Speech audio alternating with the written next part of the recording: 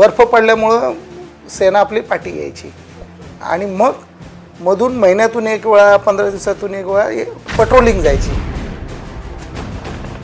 LOCवरती जेवढ्या पोस्ट होते त्या पोस्टवरती पाकिस्तान आपले बसले होते. आणि त्याच्यानंतर जेव्हा ती माहिती आपल्या आर्मी हेडक्वार्टरला दिली, आपल्या भारत सरकारला दिली, त्यावेळेला माहिती पडलं की बाबा रे हे पाकिस्तान आता ही बसलेली लोकांना बाहेर काढणं, म्हणून त्याच्यासाठी कारगिल युद्ध सुरू झालं आणि त्या युद्धाला नाव पडलं की ऑपरेशन विजय. ऑपरेशन विजयचा जो मेन जो युद्ध होते 2 पार्टमध्ये, एक टोलोलिंग आणि एक टायगर हिल. परंतु टोलोलिंग फाडी घेतल्यानंतर कमीत कमी तुम्हाला सांगायचं म्हणजे 18 ग्रेनेडियरनी 3 ते 4 वेळा त्या टोलोलिंग फाडीवरती अटॅक करण्याचा प्रयत्न केला.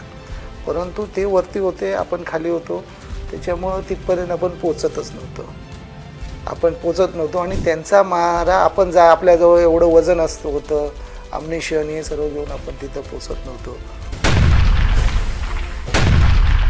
पाकिस्तानच्या OPला म्हणजे जो ऑपरेट करतो आर्टिगर, त्यांना ते आमच्या हालचाली माहिती पडल्या.